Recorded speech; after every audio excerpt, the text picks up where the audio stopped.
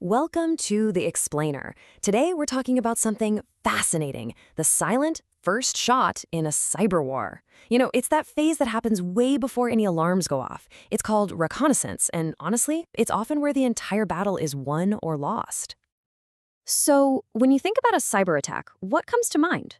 Probably a huge explosive event, right? Alarms blaring, data just vanishing. But here's the thing, that's the grand finale. The real beginning of an attack, it's not a bang. It's something much, much quieter. It really starts with a whisper, a digital shadow just casing the joint. Long before any malicious code is even written, the bad guys are already there, lurking in the shadows. They're watching, they're listening to all the digital chatter, and they're learning everything they can about their target. Why? To find that one perfect crack in the armor. Okay, so this whole casing the joint thing, it has a proper name in the cybersecurity world. It's called hostile reconnaissance. And believe me, it is the most critical first step an attacker takes. Everything else follows from this. The best way to think about it is like a classic heist movie, right? The crew doesn't just run into the bank. No way. They spend weeks, maybe months, getting the blueprints, timing the guards' patrols, finding the weak spots in the vault.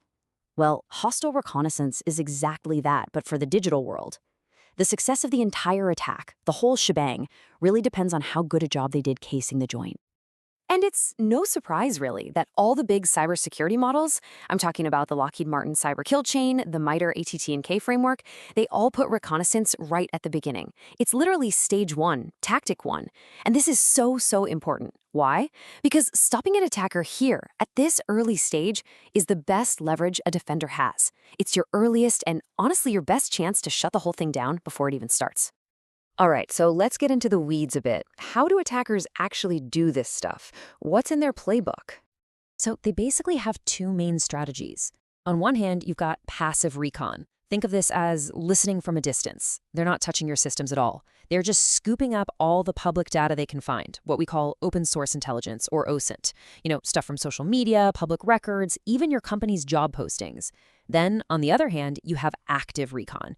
And this is where they start knocking on your digital doors.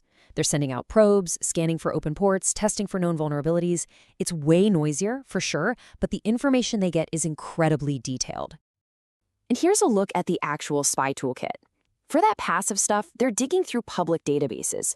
But for the active scanning, they're using tools you might have heard of, like Nmap to map out a network, or Masscan to just blast the whole internet looking for an opening. They'll also use vulnerability scanners like Nessus to find easy wins. But here's the kicker, and this is the important part. Look at that last column. Every single one of these tools leaves a footprint, a digital clue that sharp defenders can spot.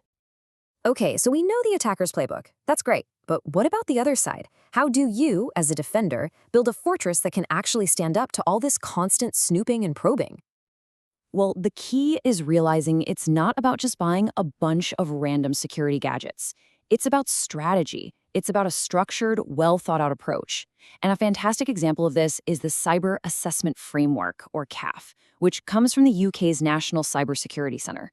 It's basically a guide for building a truly tough, multi-layered defense. And this framework is built on four main pillars that all have to work together. First, you've got governance and risk management. That's the big picture strategy. Then comes protection. Think of these as your walls and guards. Next up is detection. These are your alarms and sensors. And finally, you have minimizing impact. That's your response plan for when things, inevitably go wrong. You really need all four to have a solid defense. Right, so how does a framework like that actually translate into action on the ground? How do you take that strategy and turn it into real effective countermoves against reconnaissance? Well, guess what? Defenders have playbooks too. And it's a pretty logical process. Step one, collect all the data. I mean, all of it. Logs from firewalls, servers, everything. Step two, correlate those clues.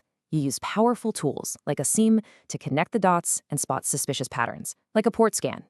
Then, and this is a really crucial step, you label those alerts using their MITRE ATT&K ID. That tells you exactly what the attacker is trying to do. And once you know that, you can launch a fast, targeted response. Maybe you block them, maybe you slow them down in what's called a tar pit, or maybe you get clever and deceive them. And that right there brings us to a really cool, fascinating shift in cyber defense. It's not just about building higher walls anymore. A huge part of modern defense is about playing offense. It's about actively misleading and confusing the attackers. So how do you do that? With some really clever stuff.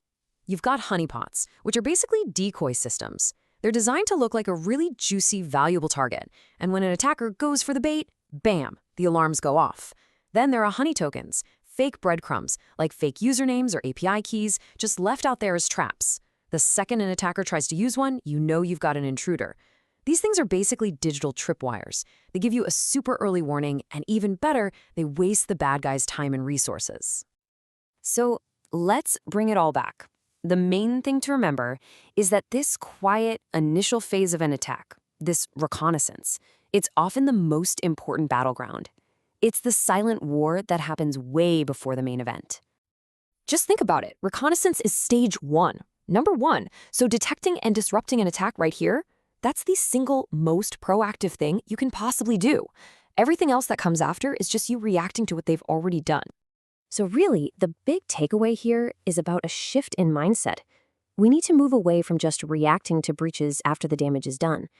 The real goal should be to get insanely good at spotting that reconnaissance that always comes first.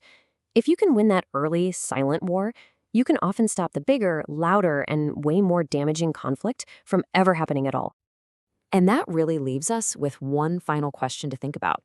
Out there, in the huge, noisy world of the internet, your organization is being scanned and probed constantly. So the question is, are you listening? Are you hearing the whispers that always come before the storm?